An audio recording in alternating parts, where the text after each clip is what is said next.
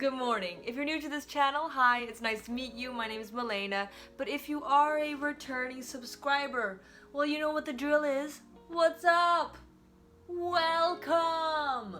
As some of you might know, I'm currently in my last year of my bachelor's. I'm doing a bachelor's in international business economics and economics at Erasmus, which is in the Netherlands. And at this point, I've done I think a sufficient amount of group assignments, and I've learned a few things that I felt like you guys should know if you want to pass your assignments, thrive with your assignments, even ace your assignments.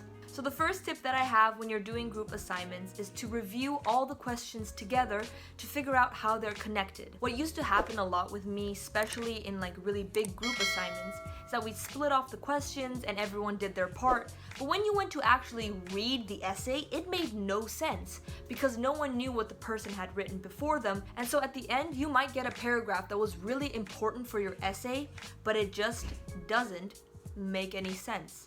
And you don't want that. Preferably, you want everything you write to make sense. And so by first reviewing everything together, you make sure that you understand what has to be done. When you're going over these questions together, you might as well take some time and agree on how the essay or the project is going to flow. What are the main ideas? How are these ideas going to be connected?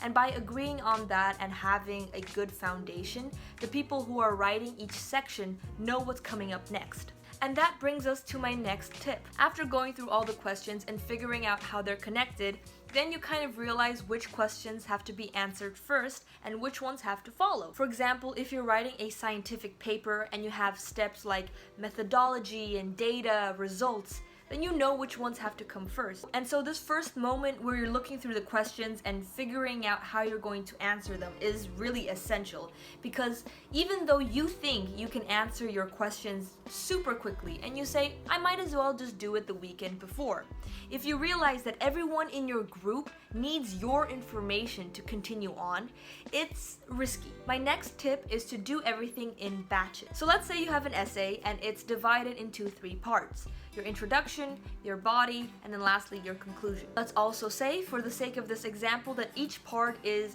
very lengthy and has multiple parts in it. And so what you and your group can decide to do is to take it into batches. So let's say you're 3 people, so you have your introduction, your body, and your conclusion.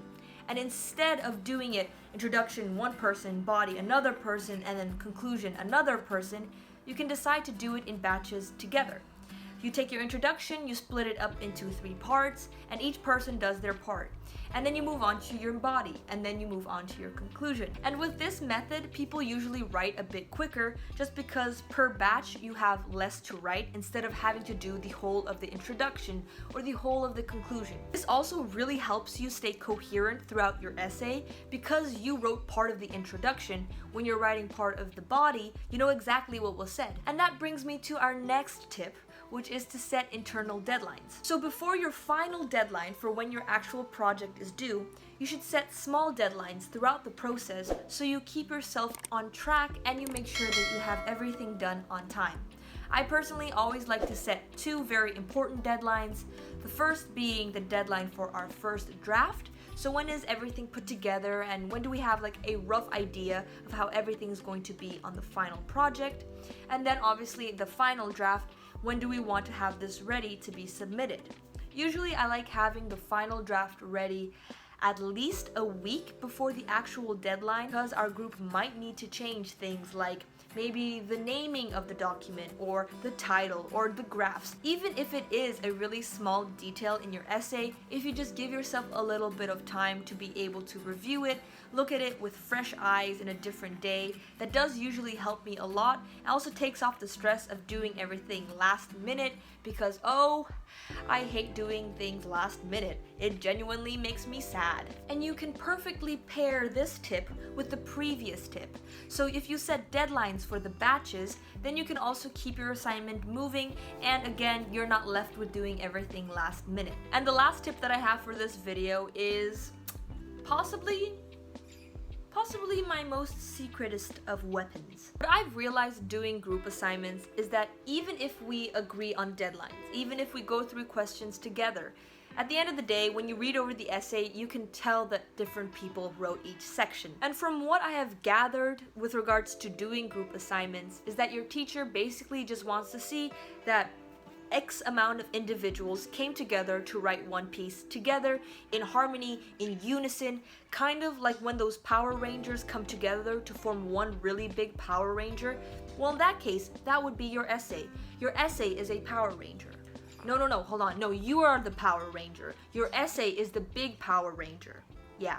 That wasn't really important, but I felt like I should be accurate. The best way that I have been able to make group assignments sound like one person wrote it is to assign a person as the main editor. And so this person becomes your designated editor. And what they do is throughout the writing process, they read the essay a couple of times to make sure everything that is being written makes sense, is concise, and also very importantly isn't being repeated. Ideally, the designated editor has extremely good writing skills and also understands how the essay or the project has to flow and just in general knows what's going on. In the case that you're like me and you like focusing on the details, you like reviewing and editing and just in general having an idea of what's going on in all the parts, then you might just be a natural born editor. You might just. I can't say for sure, but it's sounding pretty good. Anyways, that's it for this video. I hope you enjoyed and I hope to see you guys next time. But till then, take care. Bye guys!